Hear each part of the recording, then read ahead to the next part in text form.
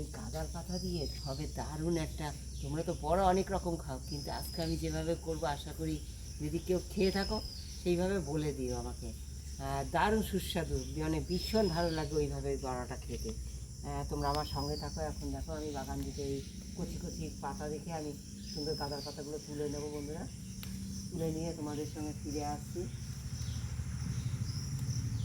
দারুণ সুস্বাদু হয় এই বড়াটা, আর এই সময় খাওয়া ভীষণ উপকার। তোমরা জানো এই সময় খেতে হয় এই বর্ষার সিজনে। আমি তুলে নেবো কচি কচি দেখে কিছু পাতা। তোমরা আমার সঙ্গে থেকে দেখো কীভাবে আমি তৈরি করব, পুরো ভিডিওটা আমার সঙ্গে থেকো ভালোবাসা দিয়ে। গামলাটা সাইডে দাও।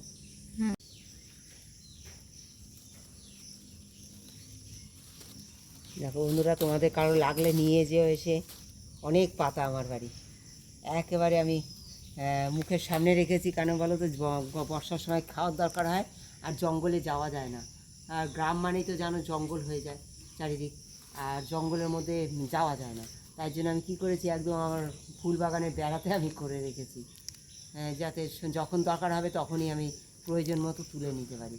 দেখো কত সুন্দর আমি কচি কচি পাতাগুলো সব তুলে নেব। তোমরা আমার সঙ্গে থাকো, আমি কচি কচি সব পাতাগুলো তুলবো। বন্ধুরা, তোমরা তো দেখেছো যে আমি গাঁদাল পাতা তুলে নিয়েছি। গাছ থেকে সুন্দর দেখো বেছেও নিয়েছি, ধুয়েও নিয়েছি। এবার কি করবো বলো তো, এটা কুচি কুচি করে একদম মিহি করে কুচি করে আমি শিলে বেটে নেব। আমি একদম মিক্সচারে পারবো না, শিলে বেটে নেবো বন্ধুরা। বন্ধুরা, আমি একটু কালো জিরা এই শিলে, তোমরা বললাম যে আমি শিলে বেটে নেবো পাতাটা। শিলে পাতাটা বেটে নিয়েছি, আর একটু কালো জিরাও এর সঙ্গে বেটে নিচ্ছি। এবার কী বলো তো, শিলে কালো জিরাও বেটে নিলাম, পাতাও বেটে নিলাম। একদম অন্যরকমভাবে করব এই রেসিপিটা, তোমরা সঙ্গে থাকো। দেখো এই যে পাতাটা আমি দেখো শুকনো খোলা কড়াইতে আমি এটা দিয়ে দেবো। একটুখানি আমি এটা একটু ভাপিয়ে নেবো। এই বাটাটা একটু ভাপিয়ে নেবো, কাঁচা করবো না আমি। কাঁচা খেলে অনেক সময় অনেকে হজম করতে পারে না। কাঁচা পাতা বড়া করলে পরে অনেকে হজম করতে পারে না। কি তার জন্য আমি এই রেসিপিটা তোমাদের সঙ্গে নিয়ে এসেছি। তোমরা একবার এইভাবে করে, যেমন সুস্বাদু হয় তেমনি হেলদি হয়। এটা আমি একটুখানি ঢেকে একটুখানি সেঁকলে নেবো। এইভাবে একটুখানি দেখো ঢেকে দেবো। এতে লবণ টবণ কিছু দেইনি এখন বন্ধুরা, পরে দেবো। দেখো একটুখানি ঢেকে দিলাম। দেখো বন্ধুরা, এই যে সুন্দর দেখো পাতাটা আমি একটু কালচে কালচে রং হয়ে গেছে, আমার হাফ সিদ্ধ হয়ে গেছে, মানে 80% সিদ্ধ হয়ে গেছে। এই অবস্থা আমি এটা নামিয়ে দেবো। যেহেতু বাটা জিনিস ওটা সিদ্ধ হয়ে গেছে। এবার দেখো এটা কি করি, তোমরা আমার সঙ্গে থাকো। দারুণ হেলদি এবং সুস্বাদু হবে রেসিপিটা। দেখো বন্ধুরা, এই যে কালচে হয়ে গেছে যে পাতাটা তোমাদের দেখলে নামিয়ে নিয়েছি, এই পাতার মধ্যে দেখো দিয়ে দেবো প্রথমে একটু কালো জিরে। তারপরে দেখো তোমরা তো দেখেছো আমি সাবু গুঁড়ো করে নিয়েছিলাম, আর সাবুর যে চালার যে দানা দানাটা সেইটাও দিয়ে দেবো, আর সাবুর যে পাউডার সেটাও দিয়ে দেবো। তোমরা সঙ্গে থাকো। সামান্য লবণ দেবো পরিমাণ মতো। আলু আমি সিদ্ধ করে দেখো গ্রেট করে নিয়েছি, আলুটা দিয়ে দেবো। পেঁয়াজ কুচি দিয়ে দেবো, সামান্য একটুখানি 1 ফোঁটা চিনি দেবো, হলুদের গুঁড়ো দিয়ে দেবো, কাঁচা লঙ্কা কুচি দিয়ে দেবো বন্ধুরা, একটু কাশ্মীরি লঙ্কার গুঁড়ো দিয়ে দেবো, ভাজা জিরের গুঁড়ো দেবো।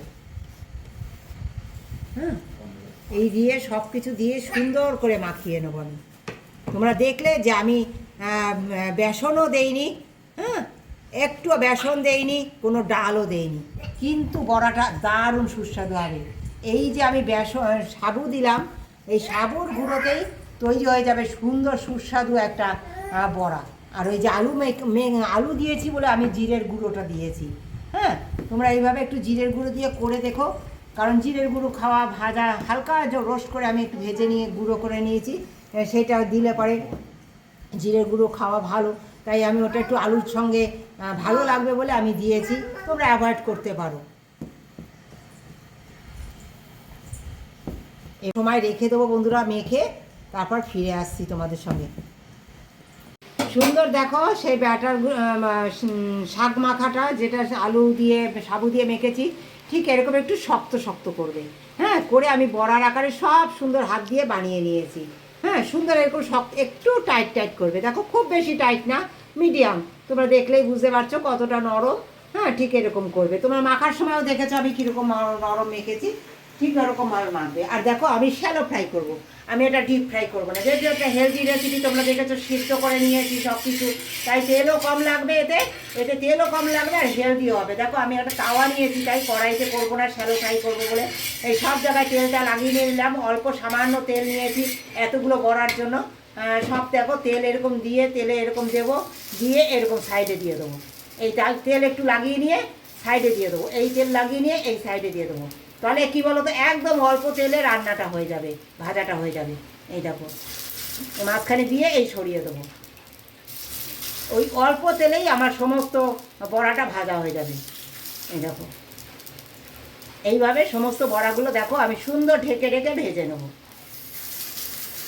হ্যাঁ সুন্দর বসিয়ে দিলাম, এরপরে আমি এটা ঢেকে দেবো, সুন্দর ভাজা হয়ে যাবে। কত সুন্দর দেখো একদম ভাজা হয়ে গেছে, একদম অল্প তেলে তোমরা দেখো কত সুন্দর লাল লাল করে ভাজা হয়ে গেছে। এইভাবে তোমরা অল্প তেলে একটা হেলদি রেসিপি অবশ্যই করে নিও। হ্যাঁ দেখো কত সুন্দর, একদম তাওয়ার উপর রেখে দিয়েছি, একদম মচমচে এরকম থাকবে, আর গরম গরম নিয়ে যাবো আর খাবো। এরকম থাকবে এখন তাওয়ার উপরে, এরকম তাওয়ার উপরে আমি রেখে দেবো বন্ধুরা, থাকবে। কত সুন্দর লাল লাল হয়ে গেছে দেখেছো, এরকম লাল লাল করে তোমরা ভেজে নেবে এরকম অল্প তেলে। তোমরা তো দেখলে আমি কিভাবে অল্প তেলে ভেজেছি, ওইভাবে অবশ্যই করো। ভালো লাগলে অবশ্যই তোমরা শেয়ার করো আমার ভিডিওগুলো, আমি কিভাবে বেসন ছাড়া ডাল ছাড়া কিভাবে বড়াটা করলাম। দেখো বন্ধুরা এই উপরে এত সুন্দর মচমচে হয়েছে আর ভিতরে নরম, এত সুন্দর হয়। তোমরা একবার এইভাবে বেসন ছাড়া ডাল ছাড়া বড়া খেয়ে দেখো, দারুণ স্বাদ হয়। এই যে আলু দেওয়া কোনো কিচ্ছু লাগবে না, কোনো ডাল ফাল কিচ্ছু লাগে না তার সঙ্গে, এত সুন্দর মেখে খাওয়া যায় এই বড়াটা।